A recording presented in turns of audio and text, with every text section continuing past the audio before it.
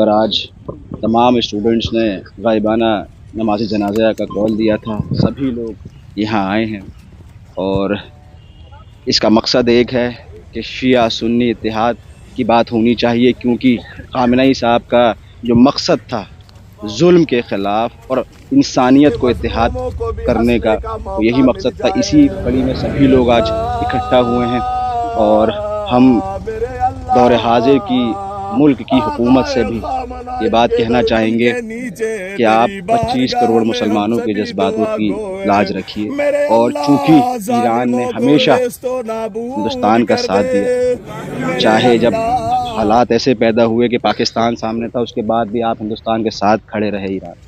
अभी पिछले दिनों जब अटैक हुआ था तो सिर्फ वाहिद हिंदुस्तान के लिए ईरान ने अपना एयर स्पेस खोला था ताकि वहाँ से सिविलियंस को इवैक्यूएट करा सके। तो ईरान ने हमेशा से, आयतुल्लाह खामेनी साहब ने हमेशा हिंदुस्तान के लिए पहल करी है। और अभी जो कल जिस हॉस्पिटल पे हमला हुआ है, इजराइल और अमेरिका ने जो मिल के किया है, वो गांधी हॉस्पिटल नाम है उसका। आप सोचिए कि कितनी अहमियत है हिंदुस्तान की उनकी नज़र में। तो अगर हम उनको खराज अकीदत ना दे पाए हमारी सरकार, तो फिर ये बड़ा सवाल है कि क्या हमारी सरकारें भी उन इब्लीसियों के साथ शाना बशाना खड़ी हैं, बलात्कारियों के साथ खड़ी हैं। क्योंकि एक कड़ी ये भी चल रही है ना कि अपने बलात्कारों को छुपाने के लिए अटैक किया गया है और पूरा एक प्रोपेगेंडा के तौर पे इस काम को किया गया है। तो हम अपनी गवर्नमेंट से इस बात की दरख्वास्त करेंगे कि उन रेपिस्ट्स का और उन लोगों का जो इब्लीस है, उन सब का साथ छोड़ के हक के लिए आवाज़ बुलंद करें और ईरान के साथ खड़े।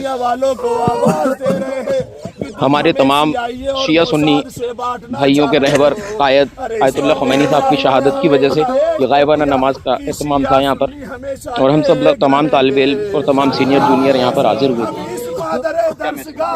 मैसेज ये दिया गया है कि दुनिया इस बात को अब जान ले कि खामेनी रहमतुल्लाह अलैह खामेनी जो शहीद हुए हैं उनकी शहादत ज़ाया नहीं जाने दी जाएगी।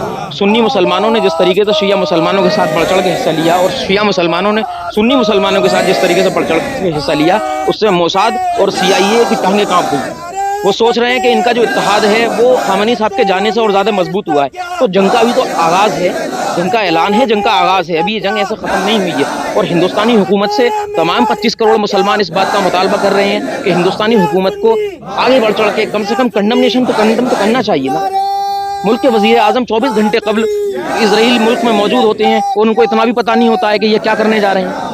25 करोड़ मुसलमानों के जज्बातों को अपने पैरों तले रोंदने के बाद में नरेंद्र मोदी इजराइल के साथ गले मिलते हैं। 25 करोड़ मुसलमानों के दिल पर चोट बैठी है और इस चोट का जवाब इंशाअल्लाह वक्त आने पर दिया जाएगा। हिंदुस्तानी हुकूमत को अपनी नाराज़गी से दिया जाएगा, कॉन्स्टिट्यूशनल वे में अपने एहतजाज से दिया जाएगा। और आज भी एहतजाज मैं बहैसियत सुन्नी खुद इस बात का एतराफ़ करता हूँ कि खामेनी साहब मेरे रहबर थे। दुनिया की कोई एजेंसी मुझे तोड़ नहीं सकती, दुनिया की कोई एजेंसी मुझे झुका नहीं सकती। सुन्नी मुसलमान जाग चुके हैं। सुन्नी और शिया अब भाई नहीं है, ये अब एक दूसरे की जान साबित हो रहे हैं। और सबसे आखिरी बात, अब जो खेल शुरू होगा इंटेलिजेंस का, वो हमारे और इनके दरमियान एक खला पैदा करने का होगा, हमें और इनको तोड़ने का पैदा होगा। अब वक्त ज़्यादा लगी।